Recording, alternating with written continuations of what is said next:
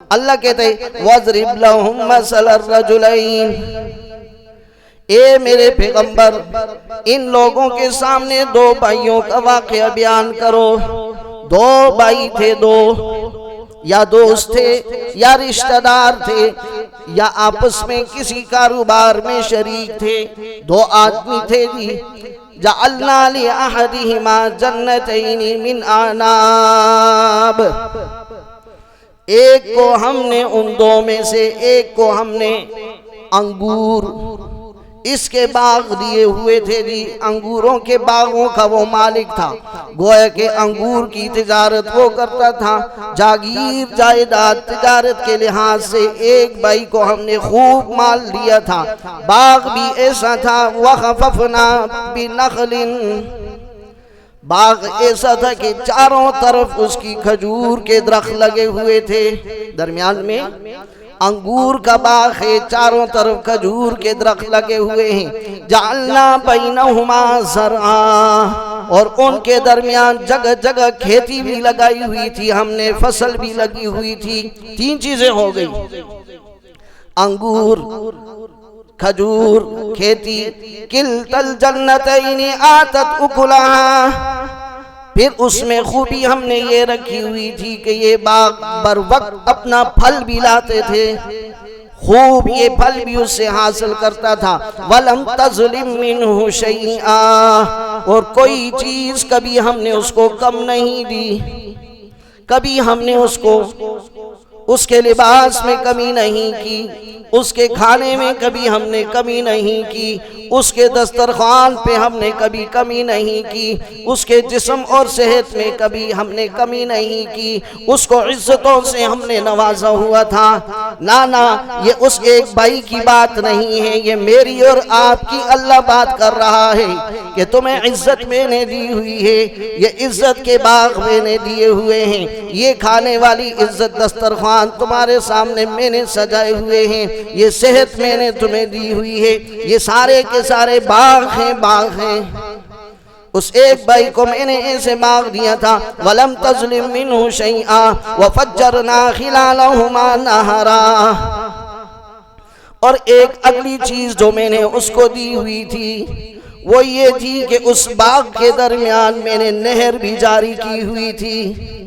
اللہ اللہ، صحت بھی دے دی، کھانا پینا بھی دے دیا، مال و جائیداد بھی دے دی، بیماری سے بھی محفوظ رکھ دیا، عزت بھی عطا کر دی، کھانے پینے میں بھی کوئی رکاوٹ نہیں ہے، ہر چیز اللہ کہتے ہیں میں نے دے دی۔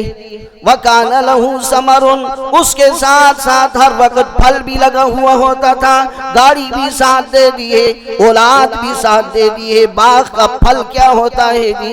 اس کے ساتھ چیز فصل تیار ہو جائے، ایک انسان کا پھل کیا ہوتا ہے؟ اس کی اولاد ہو جائے، اس کی اولاد ہو جائے گی۔ فرمایا اس کی پھل بھی دیا تھا۔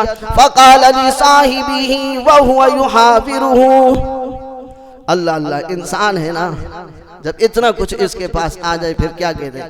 فَقَالَ لِصَاحِبِهِ، ایک دن اپنے بھائی سے کہنے لگا، وَهُوَ يُحَاوِرُهُ، اس حال میں کہ بڑا اترا رہا تھا، غرور اور تکبر میں کہنے لگا جی، انا اکثر منک مالا، اوے تو کمزور ہے، دیکھنا مجھے اللہ نے کتنا مال دیا ہوا ہے، وَأَعَزُّ نَفَرًا، اور دیکھنا کتنے مزدور ہیں میرے سامنے کام کرتے ہیں، میرے باغ میں کام کرتے ہیں، میرے ماتحت کتنے لوگ کام کرتے ہیں، تو ایک اکیلا ہے، تیرے پاس کیا ہے؟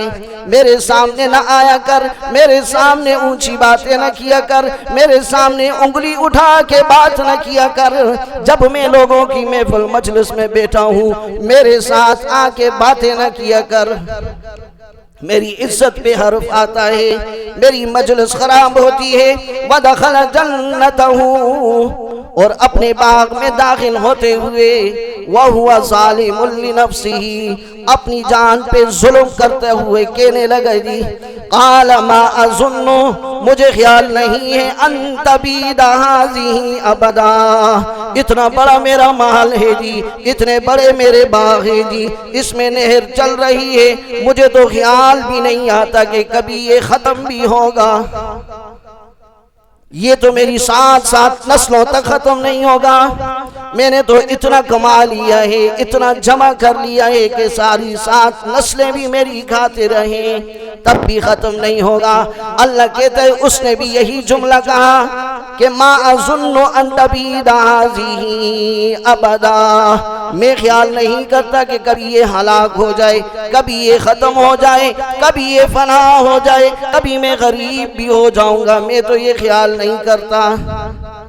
آگے قرآن کے آگے دے وَمَا أَظُنُّ السَّاعَةَ قَائِمَةً، اللہ اکبر۔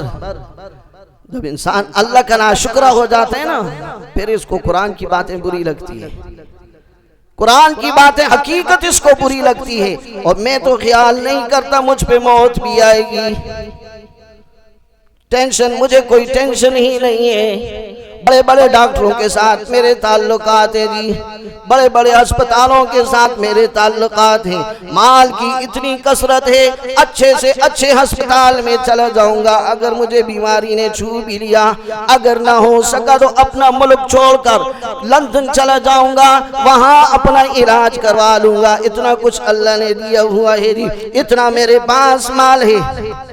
اور اگر لَئِن رُدِدتُّ إِلَىٰ رَبِّي لَأَجِدَنَّ خَيْرًا مِّنْهَا مُنْقَلَبًا، کہتے ایسے نہیں ہو سکتا، اگر ہو بھی گیا یہ کیا ہے، اس کے 10 گنا میں اللہ سے لے لوں گا۔ اپنے بھائی سے کہتے تو یہاں بھی خوار، تو وہاں بھی خوار۔ اب بھائی کا جواب سنو، بھائی کیا کہتا ہے جی؟ بھائی نے ساری تقریر کو 2 جملوں میں لا کے بند کر دیا۔ قال له صاحبه وهو يحاوره، اس کو اس کا بھائی جو اس کا ساتھی تھا کہنے لگا اکفرت بالذی خلقک من تراب، او کیا تو اللہ کی ناشکری کرتا ہے، اس بات پہ غور فکر نہیں کرتا، خلقک من تراب، تجھے اور مجھے تو اس اللہ نے مٹی سے پیدا کیا ہے، مٹی میں تکبر کہاں سے آ گیا؟ مٹی میں تو عاجزی ہوتی ہے، تو نے کیوں تکبر شروع کیا؟ پھر اس سے آگے بڑھ ثم من نطفہ، پھر مجھے تجھ کو اللہ نے جو وجود عطا کیا ہے گندے پانی کے قطرے سے، اگر کسی کپڑے کے ساتھ لگ جائے ناپاک ہو جاتا ہے، جسم کے ساتھ لگ جائے ناپاک ہو جاتا ہے، اس کو دیکھنا کوئی پسند نہیں کرتا، اس کو چھونا کوئی پسند نہیں کرتا، اور تو اترانے لگ گیا ہے، تکبر کرتا ہے، ہمیں تو اللہ نے اس سے پیدا کیا۔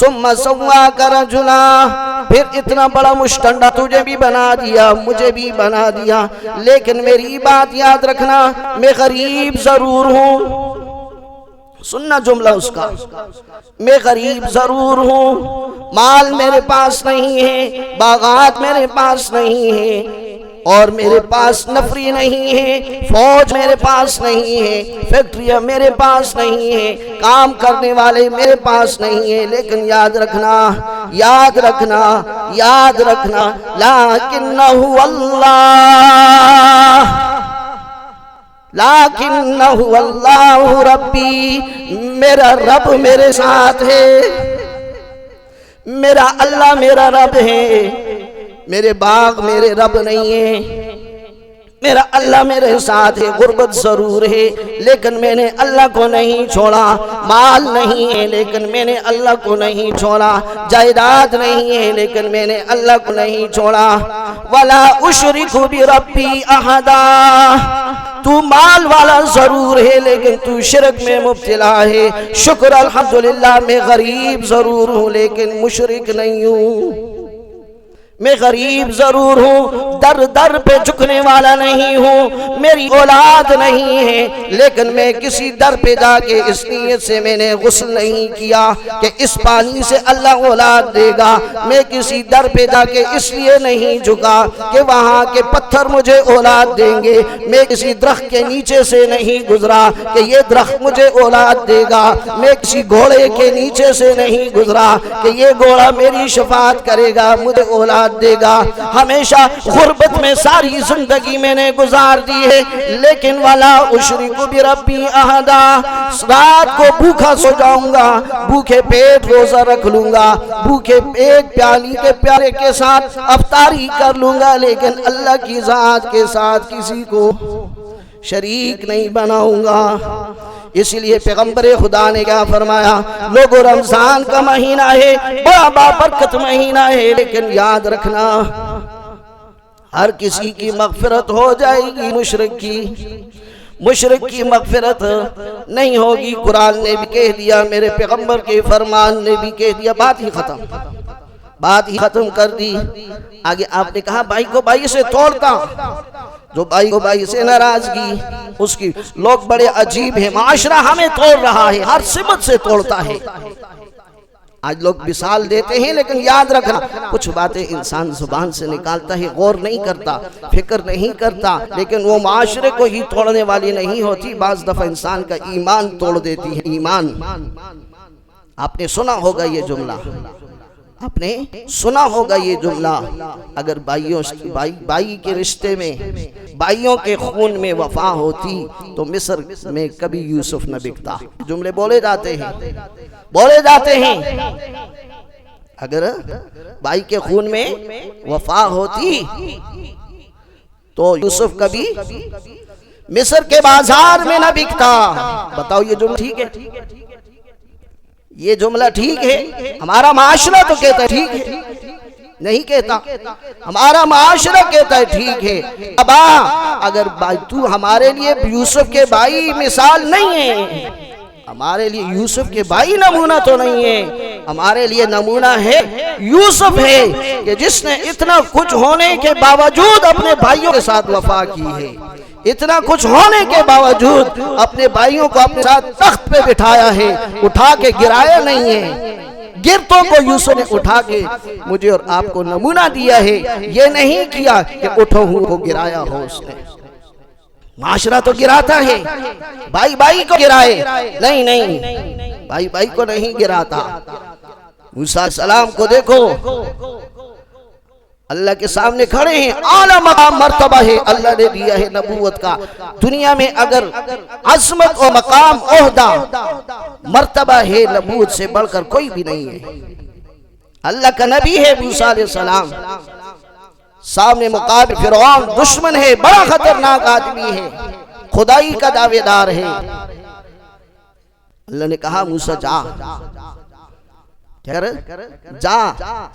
اور اس تک میرا پیغام پہنچا, یہ خدائی کا دعوے دار ہے, اس کو بتا کائنات اور زمین پہ خدائی کے نعرے لگانے والے خدا نہیں ہوتے. خدا وہ ہوتا ہے جو ساری کائنات کا نظام چلاتا ہے, ساری کائنات کے نظام کو سنبھالتا ہے, ساری کائنات کے نظام جس نے وجود عطا کیا ہے, خدا تو وہ ہے. موسیٰ علیہ السلام نے کیا کہا, یا اللہ جس راستے پہ آپ مجھے بھیج رہے ہیں بڑا خطرناک ہے, راستے میں بڑے بڑے کانٹے ہیں, راستے میں بڑی مشکلات ہیں, قتل بھی ہو سکتے ہیں, زخم بھی آ سکتے ہیں, راستے میں سکون نظر نہیں آتا, چین اطمینان دکھائی نہیں دیتا. فرعون کے پاس جانا کوئی لالا جی خالہ جی کا گھر نہیں ہے, مذاق نہیں ہے اس کے دربار میں کھڑے ہو کے میں کہوں کہ تو خدا نہیں ہے, خدا ایک ہے, اللہ ہے. میں نے کہا پھر کیا چاہتا ہے؟ میں چاہتا ہوں میرے ساتھ میرے بھائی کو نبی بنایا جائے. قال سنشد عضدك بأخيك, یا اللہ اس نبوت کے درجے میں میرے بھائی کو میرے ساتھ شریک کر کے میرے بازو کو مضبوط فرما. بھائی کا بازو ہوتا ہے مضبوطی کے لیے ہوتا ہے, ہمارے سامنے نبوت کا نمونہ ہے. موسیٰ علیہ السلام نے اتنے بہترین عہدے پر اپنے ساتھ اگر کسی دوسرے کو شریک کیا ہے تو سب سے پہلے انتخاب آپ نے کیا ہے اپنے بھائی کا کیا ہے کہ میرے ساتھ میرے بھائی. ہمارا سب سے پہلا انتخاب اگر گرانے کا ہوتا ہے وہ اپنے بھائی کو ہوتا ہے. ہم اپنے بھائی کو کیسے گرائیں, اپنے بھائی کو کیسے ذلیل کریں, اور اپنے بھائی کو ہم گھر سے کیسے باہر نکال دیں. اپنے بھائی کو ہم کیسے گھر گھر در در پہ ٹھوکریں کھانے والا، ذلیل ہونے والا اپنی آنکھوں سے دیکھنا ہم پسند کرتے ہیں۔ اللہ بہرحال اللہ ہماری حفاظت فرمائے۔ تو اس نے یہ کہا لَكِنَّهُ اللَّهُ رَبِّي، میں غریب ضرور ہوں لیکن میرا اللہ میں رب ہے۔ دوسری بات اس نے کہی وَلَا أُشْرِكُ بِرَبِّي أَحَدًا، او میرے بھائی رات دن میں بھوکی گزار سکتا ہوں لیکن یاد رکھنا میں مشرک نہیں ہوں، میں اللہ کی ذات میں کسی کو شریک نہیں ٹھہراتا۔ ہاں او میرے بھائی تجھے میں ایک نصیحت کرتا ہوں، تیرا مال چھینتا نہیں، تیرے پیچھے کسی کو لگتا، تجھ پہ تعویذ شاویز، تجھ پہ جادو نہیں کرواتا، لوگوں کے سامنے تیرے تذکرے نہیں کرتا، اتنی تو نصیحت کرتا ہوں، نصیحت کرتا ہوں۔ وَلَوْلَا إِذْ دَخَلَ جَنَّتَكَ، جب تو اپنے باغ میں داخل ہونے لگے، جب تو اپنی گاڑی میں بیٹھنے لگے، جب تو نکالنے لگے تیرے ہاتھوں میں مال آ جائے، جب تو اپنی کوٹھی بنگلے میں داخل ہونے لگے، اپنے مکان جائیداد کو دیکھنے لگے، اس غریب بھائی کی بات یاد رکھنا۔ کیا کہہ رہا ہے؟ قل تک کہہ دیا کر اپنی زبان سے ماشاء اللہ، یہ جملے اپنی زبان سے نکال دیا کر کے جو کچھ بھی مجھے دیا ہے میرے اللہ نے دیا ہے، جو کچھ بھی دیا ہے کس نے دیا ہے؟ ماشاء اللہ، وہی ہوگا جو میرا اللہ چاہے گا۔ لا حول ولا قوت الا باللہ، یہ ماشاء اللہ لا حول ولا قوت الا باللہ، یہ جملے کہہ دیا کر مجھے اور آپ کو ایک اور بھی سبق دے دیا۔ اور کوٹھی بنانے والوں، گاڑی خریدنے والوں، مکان بنا لینے والوں، زمین جائیداد خریدنے والوں، جب یہ چیزیں تمہیں اللہ عطا کر دے، وہاں تم تختی لگا لیا کرو، اس پہ لکھ لیا کرو ماشاء اللہ لا قوت الا باللہ۔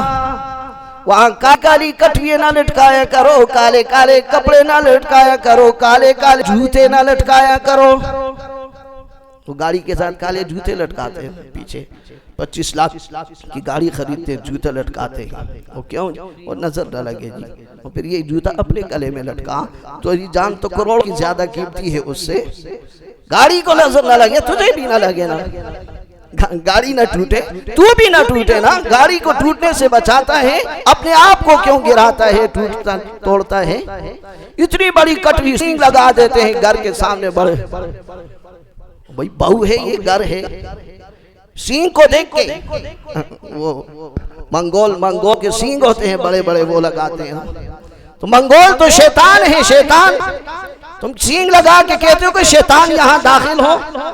نہیں، ماشاء اللہ لا قوت الا باللہ، یہ تختی لے گی، اس پہ کیا ہے؟